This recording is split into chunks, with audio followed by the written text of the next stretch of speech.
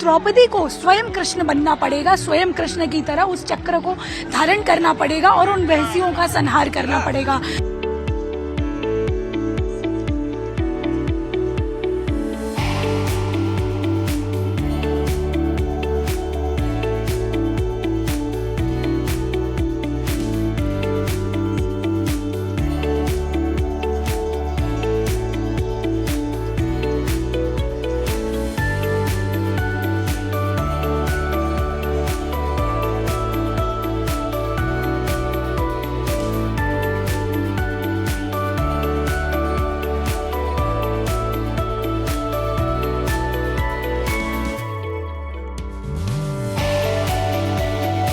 द्रौपदी को स्वयं कृष्ण बनना पड़ेगा, स्वयं कृष्ण की तरह उस चक्र को धारण करना पड़ेगा और उन वहसियों का संहार करना पड़ेगा। यहाँ पर जितने भी कैरेक्टर्स भगवान श्री कृष्ण के जीवन से जुड़े हुए हैं वो सारे कैरेक्टर्स हमारी यहाँ पर जो छात्राएं हैं, दोस्त हैं, वो लड़कियां ही निभाती हैं।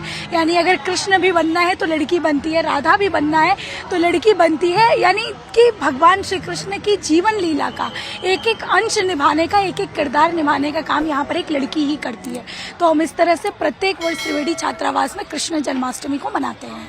आज के माहौल को देखें और पीछे कुछ दिनों पहले हुई घटनाएं जिस पर पूरे देश की आत्मा रो पड़ी और वो कहीं ना कहीं आग बबूला हो गए, अपनी आवाज को बुलंद करने लगे, तो मुझे उसको देखते हुए यही लगता है। और आज इस त्रिवेणी छात्रावास के अंदर जैसे देख रहे हैं कि सभी किरदार लड़कियों को निभाने पड़ रहे हैं। हम एक बड़ी खास बात है यहाँ पर कि कृष्ण भी कोई लड़की ही बनी है। तो बस मैं यही कहना चाहूंगी कि सुनो द्रौपदी, अब शस्त्र उठा लो, क्योंकि अब गोविंद ना आएंगे। अब द्रौपदी को स्वयं कृष्ण बनना पड़ेगा, स्वयं कृष्ण की तरह उस चक्र को धारण करना पड़ेगा और उन वहसियों का संहार करना पड़ेगा।